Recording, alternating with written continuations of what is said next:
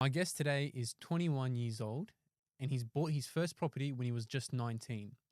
In a day and age where everyone says it's impossible to buy property, Marcel has defied the odds, and we're going to chat with him today to see how he's done that. Now, I do want to say that two of the properties that he's bought were before the negative gearing changes from the federal budget, and the third one was after that. So in today's chat, we're going to see how he did that, and is it still the right time for you to buy? Well, thank you very much, Arian. It's lovely to finally be on a platform like this and have a chat with you. So yeah, let's get right into it. Of course, mate. Thanks for coming as well. Very quickly, before we jump into your property, what's your background, mate? Before I tell the people. Yes. So for the people that don't know me, I'm a broker, mortgage broker. Been doing it for nearly 3 years now. Cover asset, mortgages, bit of everything. Perfect. And you've been in that career since you also bought your first property, right? Yeah. So when I bought my first one, yeah. Perfect. So that's a perfect segue into the first question I want to ask you, right? Let's take it back. You were 19 years old. What were you doing for a job, obviously, if it was broking? And what were you, I guess, saving during that time? Like, what were your savings like? What were you earning? Tell me through, like, that process. Mate, let's take it one more notch back. So I was 18. I was in the industry, and that's when I first got the idea of let's buy a property. And I obviously thought, let's have an idea of how to get into the property market. And I got that perspective of working in the industry because before that, property was never on my mind. And like a lot of young Australians, they think that property is very inaccessible. You need very high income, high deposits. So I was working, obviously my full-time job was brokering 6 days a week. And I worked 1 day a week, which was on a Saturday, which was real estate. So I was just doing open homes. So that was about 6 months I was doing it for. Kind of dropped out of that quickly because brokering thankfully picked up. But that's what I was doing. So. And what made you decide to buy a property at 19 versus obviously, I'm sure all your mates and people that you know are definitely not doing that. What made you do that at that young age? Well, I saw the perspective of my clients who were building wealth and they had multiple properties, drive nice cars, successful businesses. I'm like, I need to know how they got there. And it was just one simple answer: property. Yeah, property. Property. I love brokering, but property is good too. So property was the answer. Okay, and how long between I want this and actually securing the property? Well, like how long was that process? About 8 months. Yeah, 8 months. I obviously had the first image when I was 6 months into the industry. I was still 18 years old. Like I can do this. Give it 6 to 8 months, and I'll get there. Yeah. Okay. And what did your friends say when you said, "Hey, boys, I want to buy a property"? Honestly, I didn't tell many of them because a lot of them would have got the perception of it's a big responsibility. You need a big deposit. You have to sacrifice a lot. I did tell a few people. They said, yeah, good on you. Like they thought you wouldn't get there because they had that perspective. I don't blame them. I was them. But realized that it was a lot more achievable. And with your first property, look, you did use a guarantor, which, a lot of people don't know what that is or they might. What was that conversation like with your parents to ask them, hey, can we use the property as a guarantor? So for those who don't know, I use something called the Family Pledge Scheme, which only a few banks offer. St. George was the one I went to. So essentially, it's your parents guaranteeing a certain amount of the deposit against their property. So they're using it as collateral. So when I had that chat and when I realized that was a scheme that I could use, because I didn't have that much money saved up, I had a little bit, it was a difficult conversation to have because it's something that my parents never heard about. And when they hear collateral, security, they get scared. So I had to talk to them about how I did it for other clients and how it works. And then that will be released off security eventually. And once they grew, understood how it worked, they grew more comfortable with it. Did they say yes straight away? Of course not. Yeah. No chance. Yeah, it was just hard no. Took a few months. Well, I don't blame them, right? It's old school thinking as well. And like, what is this whole collateral and what happens if something goes wrong? The funny thing is, by the time they said yes, I already had saved up a 10% deposit. So if I did want to actually get into the market, I could have. I just would have paid mortgage insurance. Yeah. Okay. Fair enough. Now, with that first one, so you got you saved your money, you got your income to a certain level, your parents agreed to do that family pledge scheme. What did you, and obviously I know what you bought because I helped buy that. Yeah. Well, for the people, what did you end up buying, where, and like why? Like what were a bit of the numbers? What did you buy? So it was a property in West Melbourne, so about 50 minutes away from the CBD. It was in Melton West. So the purchase price was $505,000. It was a 3-bedder, 2-bathroom, 2-garage space on a 450-meter block. I believe so. So it was around there. He's a real estate agent now, guys. Yeah, I know the numbers all. Your first property, and don't forget it. So yeah, that's where it was. Okay, nice. And why that one? Well, mate, Yeah. that was because of you. When to be honest, when you introduced me to even just Melbourne, I wasn't even thinking about Melbourne. When I came to you, I was thinking about I want to buy in Sydney, I want to buy a unit because that's all I could afford. Buy around me. Yeah. And when you said Melbourne, I'm like, okay. When you said West Melbourne, I'm like, hold on, what's happening? Like, Yeah. this guy knows his stuff. I've never heard of that. Yeah. I would have never bought there. Yeah. I would have never bought there. No way. And we'll talk about the numbers because it ended up being a good buy. But what was the scariest part about buying your first property? I don't think I was too scared. I think I was more excited than anything. The scary part was the finance because I was 19 years old at the time and you don't know how the application is going to turn out. Obviously, thankfully, it worked out. And now I know that it's going to be a walk in the park for other 19-year-olds that want to do the same. But that was the scariest part. The buying was pretty fun. Oh, that's good. Some people have the other way around. Was there, well, I guess it wasn't scary, but was there a moment that you nearly pulled out or? Don't think so. I didn't see it from my side, obviously. I think maybe I had a few, my parents were like, are you sure you know what you're getting yourself into? I'm like, yes. Okay. So no moments, yeah. Okay, that's good. And is there anything that you understand now that maybe you didn't understand back then when it comes to buying property? Definitely what to look at in terms of stats and how you actually find the right property and actually that the street matters. Yeah. Because I thought, buy a good suburb. That's it. Okay. Street matters a lot. Oh, and that's what I always preach to you, right? Absolutely. Pockets matter, people. Now, we talked very quickly about the guarantor loan and sort of explained it. But for anyone who hasn't, I guess, heard of that before, what is it? And when would you say it's best to use it? Is it all the time if you have the chance to or? Right. So the guarantor scheme is essentially for people that have the income but don't have the deposit, right? So for me, I had the income and a lot of young Australians who want to get into property have, that full-time job. They can service the loan, but they just don't have the deposit. Now, if they want to buy an investment property, typically you need at least a 10% deposit, but then you pay something called mortgage insurance. And the bank slaps a fee, could be anywhere from 5 to 20 grand, depending on the purchase price, and it takes a big hit. The guarantor scheme basically says, hold on, we're going to remove that because your parents are collateralizing the property. By the way, it doesn't just mean your parents. It could be your grandmother, your grandfather. Anyone in your immediate family can act as guarantor. Like siblings as well. Siblings too. So people think that it needs to be a mum or dad. It could be someone else. Yeah, okay. And obviously the only thing they're really risking is it that property. So if something, unfortunately goes wrong or you hope it doesn't, it's that property, right? Like what happens in that situation? So it's not situation? as bad as people make it seem. The banks actually want to work with you and get you back on track. So let's say, unfortunately, something may happen that's unforeseen and you can't make your repayments on time. The portion that your parents guaranteed, let's say they guaranteed $50,000, they will be obviously liable and responsible to make the repayments based off that amount. And they basically say, let's you go into complete default, they need to pay that out. Right, okay. The banks will give you chances. They won't just say if you miss one payment, that's it. They're going to take your parents' property away. It's not how it works. They'll give you chances. Yeah. But just make sure that you're in a position where that doesn't happen and have a bit of a buffer in place. Okay. And let's say you get the guarantor loan in.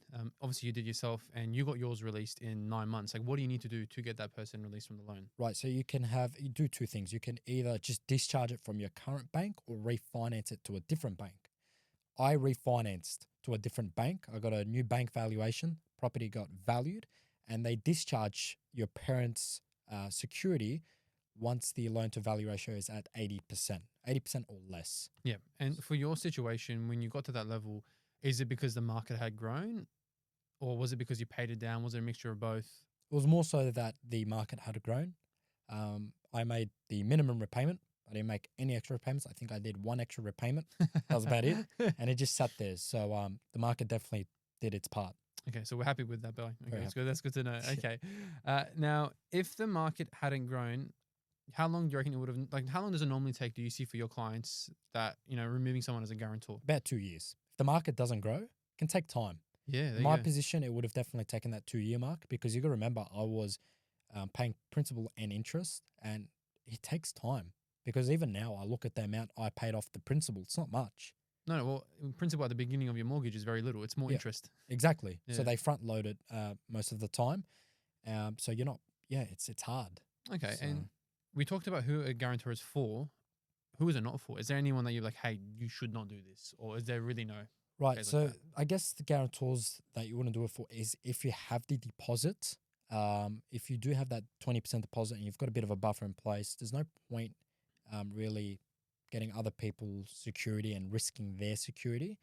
But then again, it can be for everyone. You know, Yeah. I've had clients who've had the 20% deposit, but they didn't want to use their cash. The reason why is they're in volatile working jobs. They're in a sales job, they're in a commission only based role. Who knows what would have happened if their role? Cash is important to them. Yeah. So they'd rather borrow the bank's money and leverage off that. Okay. And is there any common mistakes you see with people making guarantor loans or not really? Typically, a lot of time, yes. I see a lot of people rushing into it. They've got no savings at all, no buffer. Parents somehow agree to it, or whoever goes as guarantor.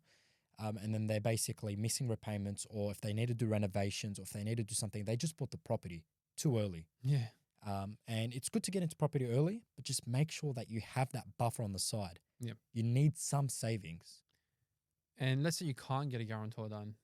Is there another path where you can get funds from someone else, or is it just down to saving that 10%? Absolutely. You could get a gift from Mhm. parents, a non-refundable gift. Essentially, they're just giving you that, you can take equity out of their property and they give it to you.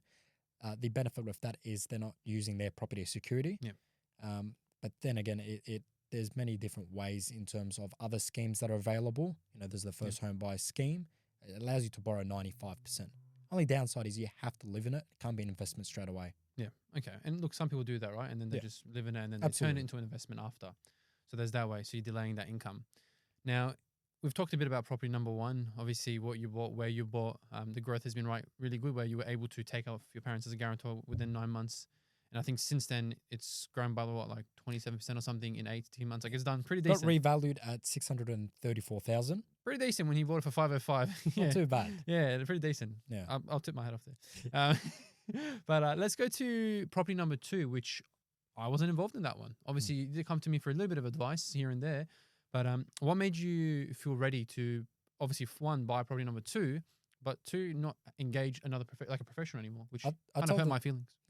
I'm sorry about that, first of all, but I Just tell kidding. this a lot to all my clients is try be involved in the process. Obviously, you go to a professional because you don't have the time, but try get involved in a little bit of the process and understand what they're doing. So obviously, if the first property, I would ask the questions. I would say, why are you doing this? How are you doing this? Just get a bit of an understanding because my portfolio, I want to grow my portfolio and I wanted to try do it on myself. And so I encourage everyone to learn the process. So obviously that's what I did with you. I kind of understood a little bit. I wasn't no professional by all means, but I understood the fundamentals. And once I understood the fundamentals, I think, it came by nature. And it obviously took its time. Mhm. I didn't want to rush it because I didn't have that professional behind me, but that's what I did. Try get involved in the process. Of course, and I think when you were asking those questions for us, it's like I answered it all the time, gave you as much insight as I could. Because buyer's agent aren't for everyone, and you don't need to use me forever. As long as we can help you where we can, that's good. Now, with the second property, what did you do differently to the first one that you bought? So this time I didn't use any scheme. I had put a 10% deposit for this one. And this property was in the Hunter Valley region in New South Wales. It was also a house with granny flat potential on this one. It was a 4-bedder. So it was a little bit bigger than my first one.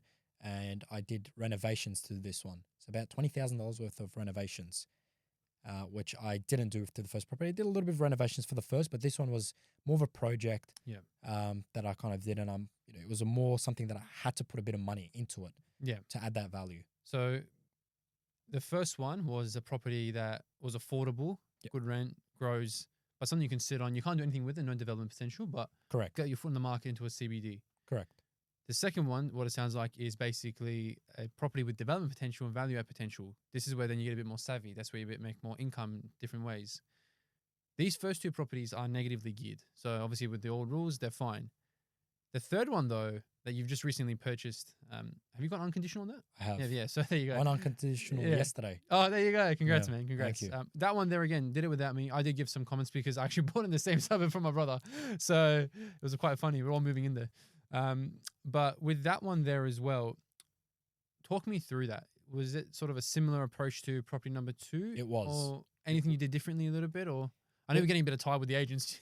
Well, it was a lot more research. Mhm. It took its time. And obviously, if the market having changed a tiny bit, obviously, I had to spend my time on it. Yeah. But the fundamentals were there. Development potential, making sure that I could put a second dwelling at the back, nothing would stop it. Again, there needs to be work with this property. So about another $20,000 worth of immediate minor renovations like paint, carpets, and lights. And I bought it in a similar area to where the second was. This one was closer to the Newcastle CBD. But funny enough, I'm using the same tradesman. I have the same property manager. And that obviously helps a lot. When you know the area, you know the people, makes life easy. Yeah. I didn't buy there for that reason, but it made sense from a data perspective. Yeah. Okay. And with the first one, also not first one, but the second one and third one, was there anything that you think you got wrong that maybe like, hey, maybe a buyer's agent would have been helpful here? Second Not to one, say you regret anything, but of course. The second one was in a flood zone. okay. Now, in saying so, I bought the property for $625,000 and it got revalued 8 months later for $802,000. Yeah. So without that growth, I couldn't actually take the equity out and buy my third one, but it was in a flood zone. So that will affect the resale value later down the track. And it was something that I kind of looked past. Yeah. I felt like everything else stacked up, but I was in a position where like, I don't want to keep looking. Yeah. I got burnt out because it's tiring. Yeah. But for a buyer's agent, that's what you guys do, right? Yeah. So I think that would be the little thing I'll change. Yeah. Everything else was I'm pretty happy with. Well, you've done all right. You're on property number 3, right? 21 now. Yeah. So, all right, awesome, man. And what would you say changed in terms of serviceability from first property to the third one? Did it get harder? Did it get easier? Was it pretty similar? Like, because obviously your income would have to go up as well. Of course. So my income did go up, but it does get harder for serviceability, especially when you go from your first to your second, then to your third. I did incur other debt in terms of car loan. Love my Audi, and I got to that point where I had the 2 properties. I felt like I could buy the car in cash, or I could get a loan for it. And obviously, me being a broker, it made more sense for me to get a loan. But I still ran the numbers and make sure that serviceability allowed for a third property. Yeah. This third property I had to put a 20% deposit so that it would service. Yeah. So it was a significant amount of cash that had to contribute. But again, still worth it, and that's how it worked out in the end. Yeah. Okay. Awesome. And let's say, you've got multiple properties now yourself, you're at number 3. If there's another young investor or just a normal investor there that's, stuck on that first or second one, what can they do to get past it? Like, well, what do you see the hurdle is sometimes they get stuck on? Right. So I feel like there's a couple of different things. Credit cards, number 1.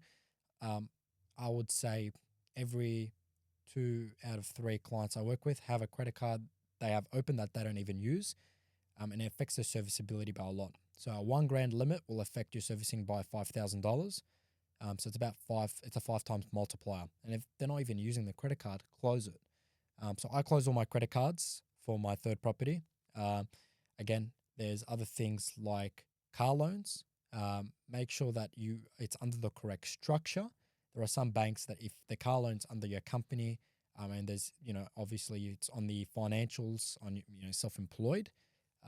And everything's declared property, you can go to that lender, specific lenders that won't actually treat that as debt. They don't treat company debt into servicing. Yeah. So you just got to be smart with the lenders that you go to, and obviously a broker will help you do that. Of course. Now, you're a broker, right? So, you normally, when someone comes to you, like, hey, I need a broker, I need this professional, that professional. For yourself, what was your team like? What professionals did you use? In what order did you use them? Right. So always approach the accountant first. The accountant will basically give you an idea of what structure to use. Should you buy under your personal name, under a trust, under a company? And then that's after that, once you get your structure, you go speak to a broker. The broker will give you kind of an idea of what your borrowing capacity is and what you can buy for. Then speak to your buyer's agent. And I think that a lot of people should be using a buyer's agent for their first property, because if your goal is to build up a portfolio of many properties, if you don't have all those professionals in your corner, especially a buyer's agent from the start, it can put you in a hole. And if you buy the wrong property, it's going to reverse the effects significantly. So, and then obviously lastly, solicitor. Everyone needs a solicitor. Make sure you've got a good solicitor. Yeah. Okay, perfect. I think we use the same one, so it's good. Yeah. So now in terms of, I guess using a broker, what's the single most expensive mistake a bad broker can make? We talked about using a broker. What's the worst mistake that a broker has made that you've maybe seen for young investors? They get lazy, man. Yeah. They get lazy. They work with one bank because they've got a good relationship with them. They get good special treatment from it, fast service, and they get lazy. They think that that is the best bank for the client. But there's 30 different banks out there that might be a better fit for the client in terms of the structure, how they get paid, what type of job they have, how long they've been in their job. There's so many different factors.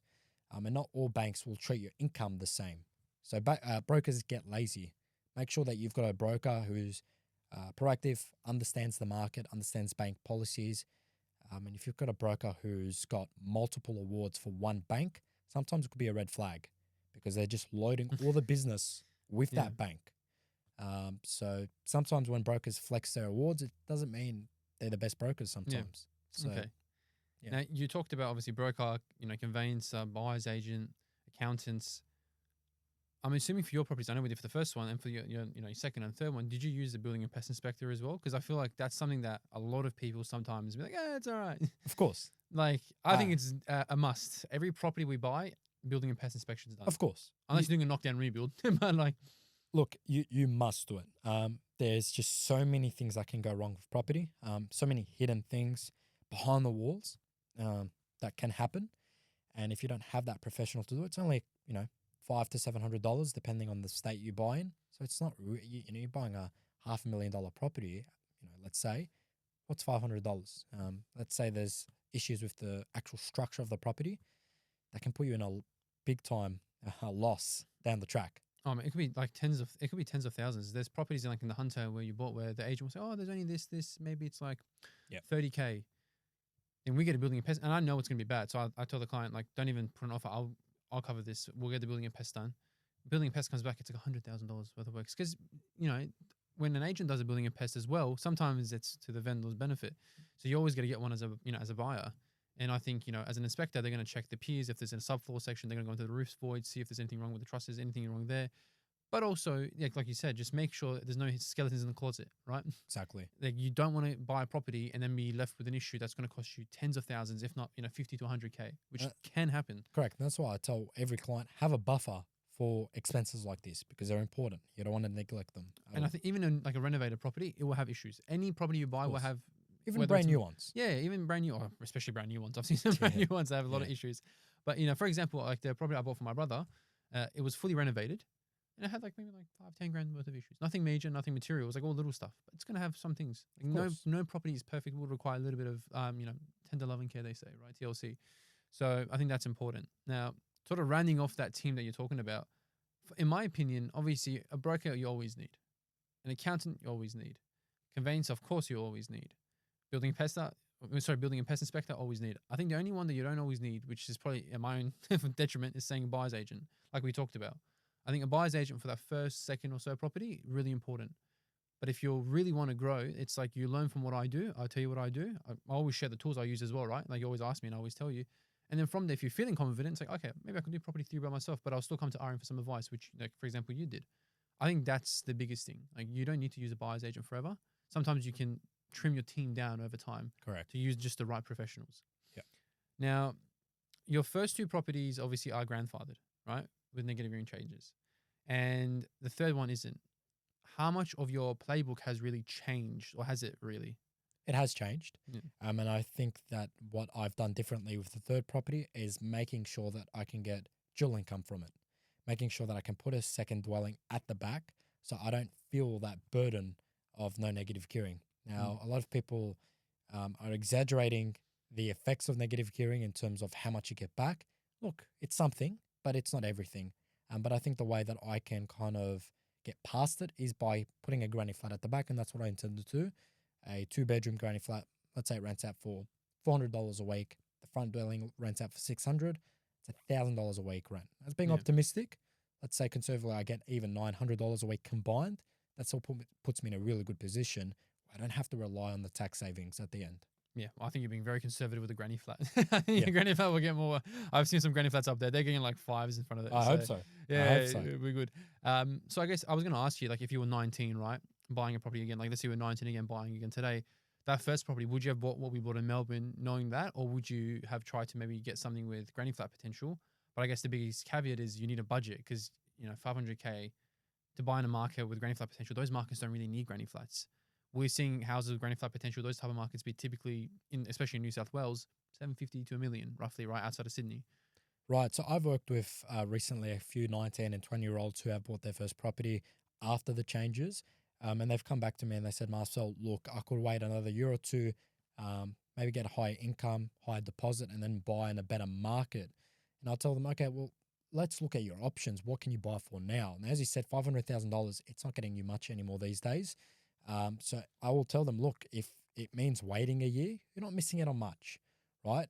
But if that means that, after a couple of years, your income isn't really changing or your deposit isn't really changing and $500,000 is all you can buy for, well, maybe it's worth exploring some options. I mean, I'll definitely advise them to use a buyer's agent because they already aren't certain what they want to do, and they don't know what $500,000 can do for them. That's when I'll say definitely leave a bit of money aside for a buyer's agent because there are so many metrics to look out for. And you need to know where to look for.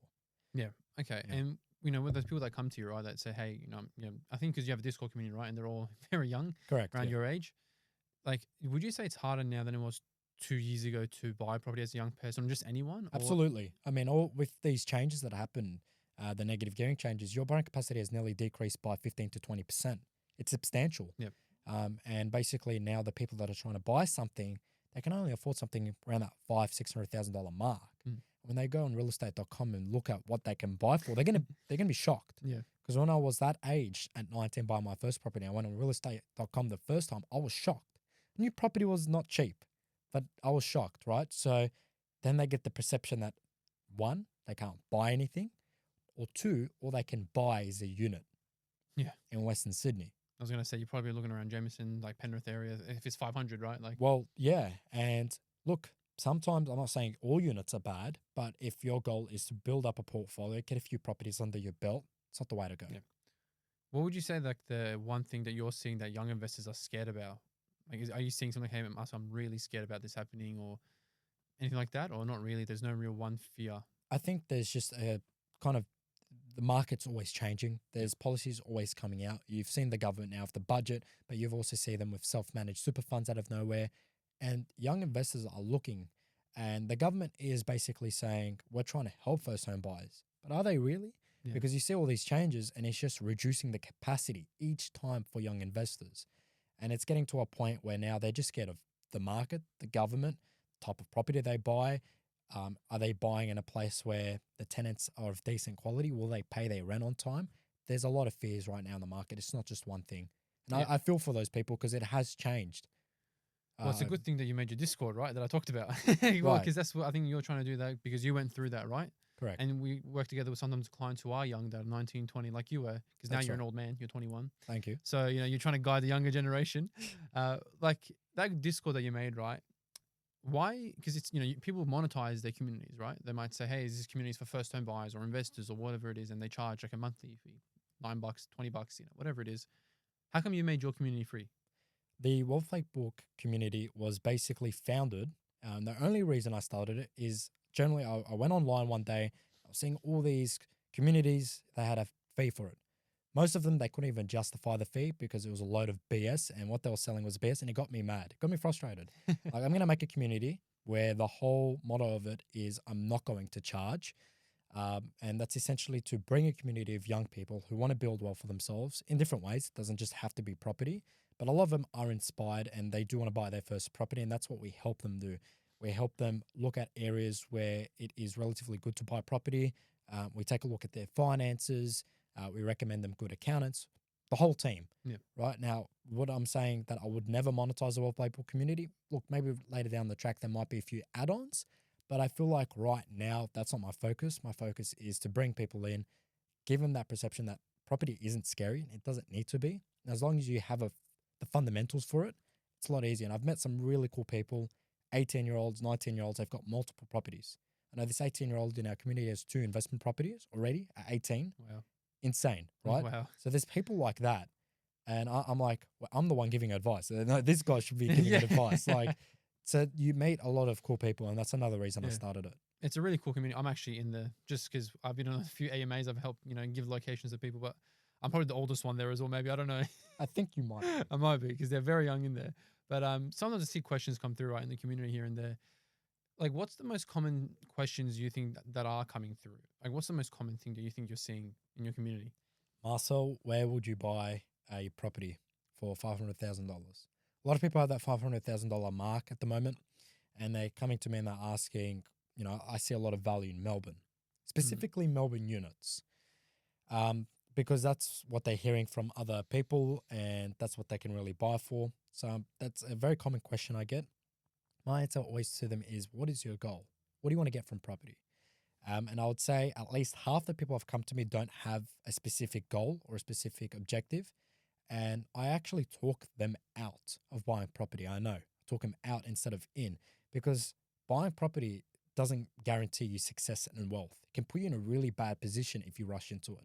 I had a guy who was 19 years old, had decent income, had a decent deposit, but his capacity just wasn't enough to buy in a market where it met his goals. Told him, wait, you're going to be obviously have a pay increase next year once you finish your university degree and stuff. You're going to be able to buy for a lot more. Wait that whole year. And sometimes that's what people need to hear, reassurance that don't rush into it. Yeah, I've had that too. I've had people come to me, and I bought them before, and they're like, "Oh, should I go again? My budget's only like 500 or 450 or whatever it might be." I'm like, just wait. Like, you don't need to rush in. Yes, property's good, but if you're rushing into to buy the wrong thing, it's going to hurt you more than it will help you. Correct. And on that line, like, what would you say is the most common piece of bad advice you see young people either getting or sort of repeating to themselves or to others that are sort of in their age group? What's like the worst advice that you see them getting? Well, I've seen a lot of people now that don't have property saying don't buy property at all, because one, it's the government's always changing policies, land tax, tenants won't be paying on time. You always have to do maintenance on it. I saw this video, young guy saying just don't buy property. It's just a money trap. It's a pit trap, sorry. And that's just a mistake. People are getting a perception. A lot of people are saying enjoy your 20s, enjoy your youth, travel, have fun. Property will come later. That's the wrong mindset. Yeah. Because it doesn't work where, let's say you spend $15,000 on a holiday and then you come back and you're like, I'm going to make the $15,000 back, right? It's not a linear progression. It's something that's exponential. Someone that didn't go on holidays, saved that money and then made another $15,000 is now ahead $30,000. And that multiplies. He gets his property 2 years quicker and that will multiply. So it's a perception people have to sacrifice a little bit. What do you reckon is the difference, or I guess the difference in profile between those type of people who maybe buy versus waiting 2-3 years? Like, what do you think is the difference? Because we're all people at the end of the day, we all get the same information, whether we listen to it or not. But like, what do you? I always felt that it's people who are all talk, no action. And it's the brutal honesty, right? People say they want to do this. They've got this business idea. They've got this, just all these ideas, but they don't execute anything. They're all talk, basically. And it's unfortunate, but that's how it is. These people will never take the step forward that they need to get into property and make those sacrifices versus the people like, I see the numbers, I see the data, I see the historical trends, I see people building wealth exponentially. I'm going to do it. Yeah. And they do it. They take that step forward, right? That's the difference. Now, action. Yeah. Action, which is sometimes the hardest thing, right? Everyone talks about it. Now, speaking about action, if someone's, let's say, 19 or 22 or 25, they got $85,000 saved, around that range, what should they do? What's the first thing they should do next week? I would say go to a broker, find out how much you could borrow, understand, and if you can't borrow that much, speak to that broker. He can set up a 6-month plan of how you'll be able to borrow a little bit more money, reduce some of your credit cards, reduce a bit of your debt, car loans, hex debt, whatever it might be. Set up that plan. Got it. Okay, you can buy for a $700,000 property. Then approach your accountant. If you don't have an accountant, invest in one. Very important.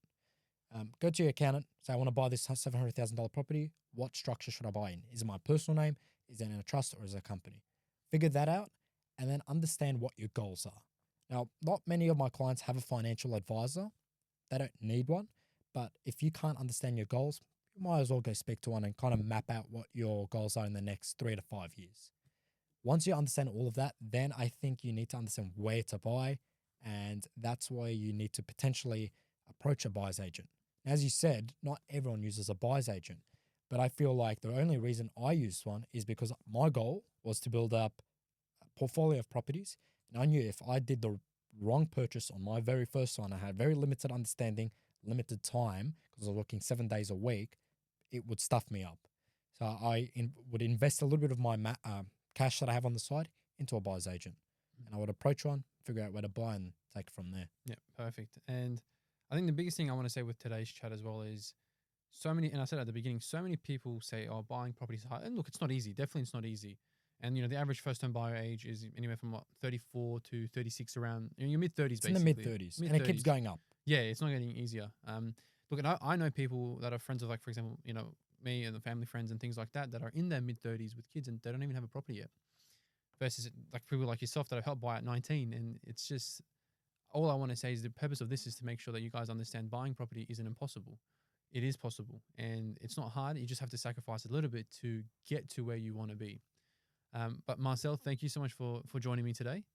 Where can the people find you? Obviously, I mentioned your Discord and everything, but yeah, so I've got Instagram. It's just marcel.financeprocast. So if you haven't already seen some of my videos, check it out. Not too much on social media besides Instagram. I have a little bit of a TikTok page. I think I've got 2 videos on there. But you can definitely reach out through Instagram, and my contact details are through there. I'll definitely put the details as well below in the description. So obviously, if you guys need a broker, you can reach out to Marcel. And of course, as always, if you need a buyer's agent, want to find the right property, want to talk property, you can reach out to me. Happy to help. Thanks, guys. Thank you.